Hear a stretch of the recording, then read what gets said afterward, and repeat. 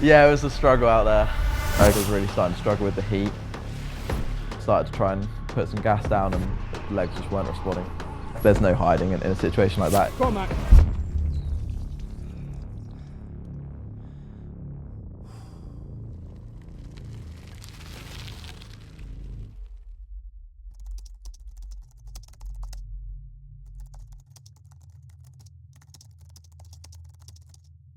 Yes, Mackie! Go, go, go, go, go! Go! I grew up racing my bike since I was 9 years old. Dreamed of going professional in cycling one day. Managed to live that dream. I raced for Soudal Quick-Step Devo Team in 2024. Kind of discovered during that year that it wasn't a career that I wanted to pursue long term. It's obviously a very dangerous sport, and from my sense I wanted to have a bit more freedom and control over where I was going to be and what brands I can represent. I had come from a running background as well originally before I started cycling, and so the triathlon was kind of a natural transition for me. Always like, I don't know, I'm terrible off a taper. I'll be good for race day. Time for some fast shoes. I did a lot of cross-country running when I was really young, and I kind of feel as though I've got some talent on the run still that I'm more uncovering and getting back to where I was before. Feeling good? Yeah, man, looking forward to it. Looking forward to it. Let's do it. Swimming, I come from I could always swim growing up, but I was never a swimmer. And so that's like obviously the biggest learning curve. So we've done a little run this morning. Going to swim the first bit of the course. So the boys are marked out for the sprint distance, which is tomorrow. But it's also the same start to us, we just go a bit further out. So gonna swim for about half an hour, then yeah, done for the day training wise, and legs up for tomorrow. But it's also a new opportunity, right? Like the nice thing about being right at the start of a development curve is it's normally pretty exponential. Like you can get 10% faster for very minimal effort at the start of things, and it's kind of now just in the swimming sense where I'm starting to level off a little bit better. It's starting to get a bit harder to find those small percentages. I think in some respects, like racing in the pro field is almost a completely different sport to what I've been doing so far. So kind of very aware that I'm going all the way back on the learning curve for the last 18 months and starting a whole new one now. How was the swim? Yeah, mega, mate. Yeah, feeling really good for Sunday, so can't complain. That'll be the last swim before go time, so nice that it's a good one. And nothing too hard, we just did like 2.5K. Practiced a few race starts because it's pretty shallow here, and so a bit of dolphin diving, which is never my most elegant skill, but yeah, hopefully get a few seconds on race day, and yeah, looking forward to it. So we're here in Poland, in Gdansk, on the Baltic Sea coast. Racing Challenge Gdansk, my first pro race. Some fairly established names in triathlon, and then also a really strong British contingent as well. I think we've got a good 4 or 5 British pros racing in the men's field, and then kind of similar numbers for the women's field as well.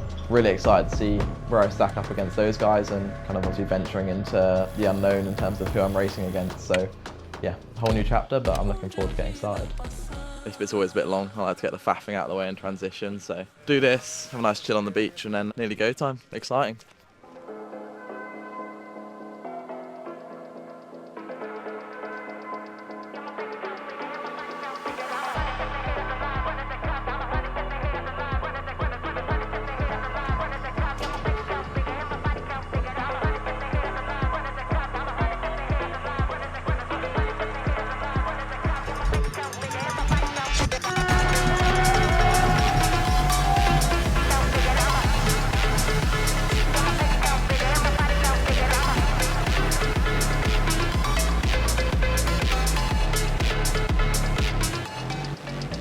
Obviously swimming is going to be my weakness out of the 3 for a long time to come, so it's just a dynamic I'm going to have to get used to.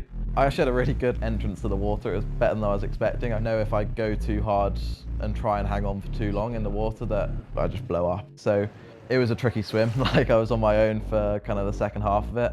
I don't think I was last out of the water, but I came out 3.5 good 4 minutes down on the leaders.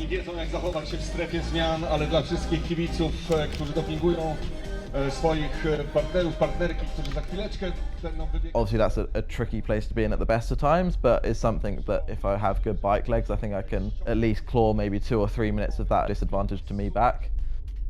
That was my intention to start with. Felt okay initially, like felt as though my legs were responding pretty well and that maybe I could claw some of the gap back and get into T2 in a respectable position. But then kind of like 50, 60k into the ride, I was really starting to struggle with the heat. At that point, I was probably 5 minutes off the lead. So I was like, right, now's the time I need to put a bit of power down, try and kick on a bit, spend a few matches if I want to have any part in this, in the kind of top 10 of this race. It was at that point when I started to try and put some gas down and the legs just weren't responding as much as I hoped.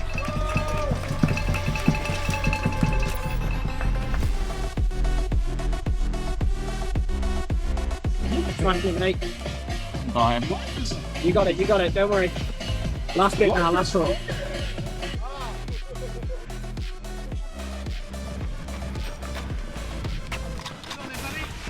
Where am I? Come on, lad. Come on. 14. No, 17. 17. The run I knew was going to be hard from the get-go. For me, I still wanted to do myself justice. I wanted to, you know, I'm here, I'm going to empty the tank regardless of where I am in the race. Cormac. I set out at a pace I felt as though I could try and hold to the finish and hopefully pick up if my legs kind of came back to me once I'd got some nutrition in, been through a few aid stations. Come on, lad. Come on. Well done, mate. Keep going. Maybe 12k in, I started to run a bit quicker, like I got down to some 3:45k's and I was like, ah, this is respectable. Come on then, let's go.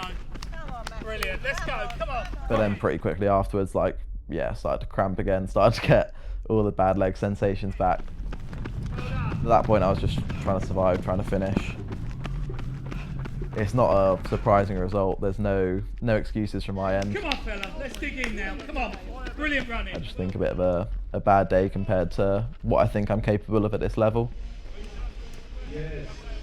But happy that I finished, happy that I came round and yeah, P16, I can't be like devastated with that. It's obviously my first race and yeah, to still have like a few pros behind me as well is reassuring. Good job, man. Good job.